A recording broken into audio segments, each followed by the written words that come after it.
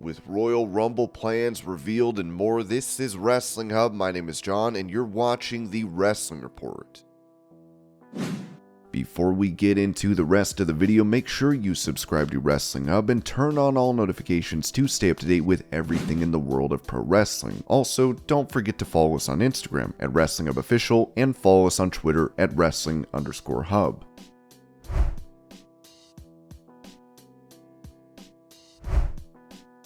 On his podcast, WWE Hall of Famer Mick Foley talked about Vince McMahon's return to WWE, saying it's the second shortest retirement in WWE history, following only mine, which lasted for 6 weeks. Hey, look, I know JR had told me years ago that he was worried for Vince in retirement because it's safe to say that JR is a workaholic. There is a negative connotation because you apply so much of yourself to working, but even JR, he's got the Oklahoma football. He has stuff that he loves in his life. I don't think Vince loves his family unconditionally, but I'm talking about hobbies. There are no golfing, none of the things that you usually associate with men of his age. No scrapbooking for Vince, no bird watching. Business was very, very personal, like his life revolved and his family revolved around the business. So that was one of my concerns. What is he going to do? He loves working. I don't imagine him not being there in that gorilla position. It would seem like something was amiss if he wasn't there. The company has been in a really good direction. There's a reason why Jerry Lawler and Jerry Jarrett changed up the book every 6 months. Whether it was needed or not, it was a pair of fresh ears and eyes on the product, and they all put their own stamps on it. I think Hunter has had a chance to do that, and it's a really fun show with a lot of improvements made. I don't know. I wouldn't to be there because this is family, and now it's become competition. I don't know. It sounds like it has the possibility of getting ugly. I do feel for Vince, and I care very much about Vince as a person. I've had my ups and downs with him over the years, but that's been largely business. Always respected him, always genuinely liked him, and I want to make sure that this guy who meant so much to my life is happy. Let's see what happens. I was given the Iggy a few months ago that something might be happening, and now it's happening. It's going to be interesting for sure, but Vince coming around, you're talking about a guy who literally stole last year's Mania with the stunner for the ages. Sorry, Steve. I don't know. He's Vince. It's in his nature to shake things up, right? It may not have been the most efficient way to write a show and perform a show where a gentleman takes a Sharpie through 6 days of hard work, but I believe that's how Vince feels he works best, under pressure. That's his way of doing things. I think he loves the idea of shaking things up so he can thrive. I don't know if that means he would shake things up after the Rumble before Mania or wait until afterwards, but it's going to be interesting for sure.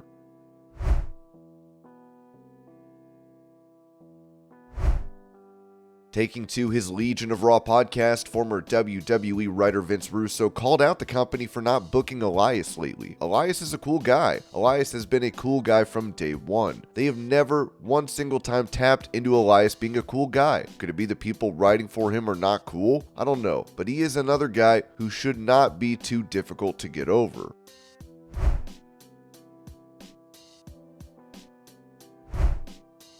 Touching on all his crazy Royal Rumble saves over the years, Kofi Kingston said on After the Bell, "I always got to give credit to John Morrison because he was the one who did it first when he got knocked off the apron and Spider-Man down to the barricade and jumped in. Then everyone's like, well, that was crazy. That was awesome." The next year, he wasn't with the company anymore, so I was like, oh, let me go ahead. Every year, it's been just an honor to do something that the people look forward to because I think that at the crux of our industry and being successful in our industry, you really are just trying to find a way to stand out.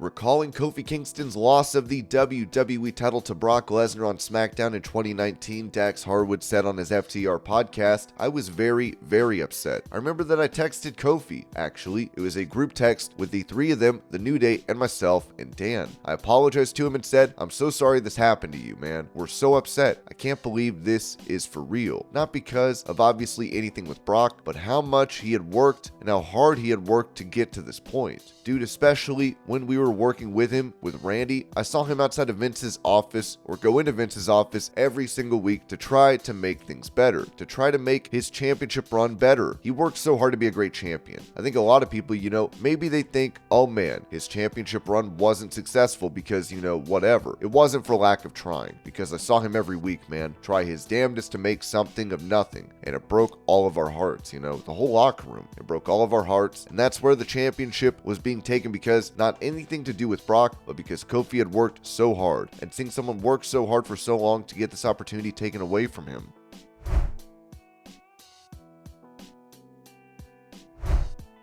Talking about a possible reunion with Big Cass, Enzo Amore told Monty and the Pharaoh, as far as Enzo and Cass go, that exists in one place, WWE, right? And he's in AEW, so that can't even happen today, tomorrow, or the next day. So I don't even want to think about it, but I think that's the stage it belongs on. I don't think it belongs anywhere else. When it comes to a WWE return, Enzo said, that's a conversation I'd probably have to have with my family, bro. My mom, my dad, and my goddaughter. If I ever did it for anybody, it would be my goddaughter. I'd take myself out of it. I did it already. I don't need to do that again. I did WrestleMania. I broke my ass. I got beat up, and it was all for that. I won titles, and I had a fight in Madison Square Garden.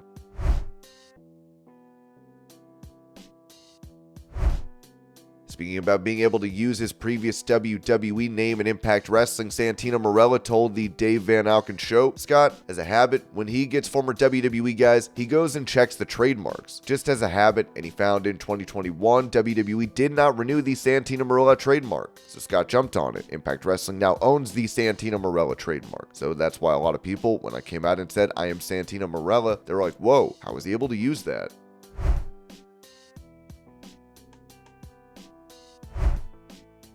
When it comes to appearances set for Raw next week, it would be reported that WWE Hall of Famer Lita will be at this Monday's Raw 30. PWInsider.com has confirmed. We are told that she is scheduled to be filming material for A&E next week.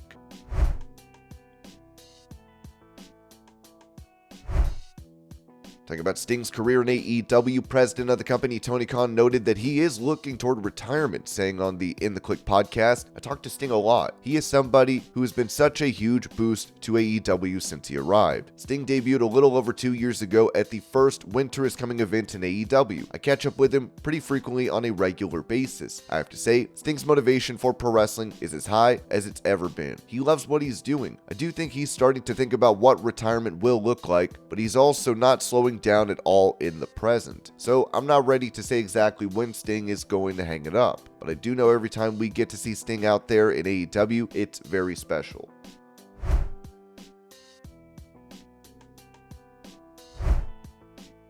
On the Timbo Sugar Show, Logan Paul sent out a challenge to former kickboxing champion Andrew Tate, as he said, so I got a solution. Why don't we do something that both of us have never done? Clean record 0-0. Let us step into the octagon, brother. An MMA fight. Me versus Tate in the UFC. Bro, he knows how to kick. I can't throw a kick for my life. He has 2 of the 3 skill sets. I have 2 of the 3 skill sets. He's a world champion kickboxer. I'm a YouTuber with no wins, bro. What are you running from?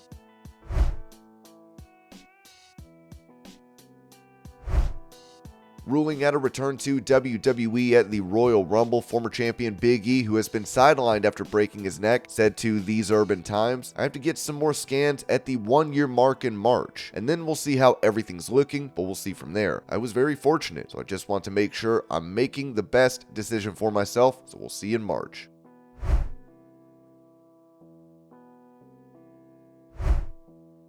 Asked if things will revert back to the way they were prior to Triple H taking over creative in WWE, CEO of the company Nick Khan told the Bill Simmons podcast that, I don't think so. I think Vince McMahon is really happy with where the company is at. Certainly, that is what he has conveyed to me. What he said to me, and I've certainly experienced, is, okay, I'm 77 now. I want to explore our strategic alternatives. Is there a sale out there? Is there a merger out there? What would make sense most for the company? There's always been a lot of Twitter chatter that somehow Triple H and Vince McMahon aren't getting along. I think everybody is getting along just great.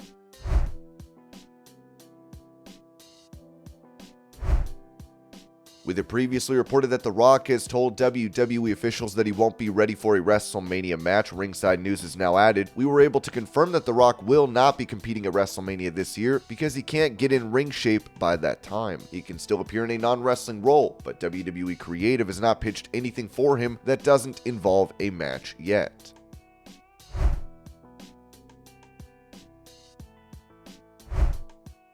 When it comes to details and plans for the Royal Rumble, it was reported that WWE had some of their sets of meetings to discuss the upcoming Royal Rumble match. Fightful Select has learned that while several veterans have contacted WWE about making Royal Rumble appearances, WWE was said to have been leaning out of that in some cases in favor of what they call non-traditional surprises. Unsure of what that meant, creative and producers were soliciting pitches for such a thing. Last year, WWE were adamant in leaning out of NXT names appearing in the Royal Rumble match. In addition, we're told that as of last week, Ronda Rousey actually wasn't planned for the Royal Rumble PPV. At the time, she lost the title, which can clearly change. Until December, Rousey was scheduled for the show in a singles match. In addition, we were told that WWE was very confident in their women's roster, as is with the hires and call-ups over the last year, and how it would play into the Royal Rumble match. Last year, WWE had to call in numerous veterans because mass releases led them with a depleted roster. Jason Cade has also been brought in to help with the Royal Rumble, and TJ Wilson will be on hand. Last year, Wilson wasn't around and WWE had to bring in Fit Finlay to help.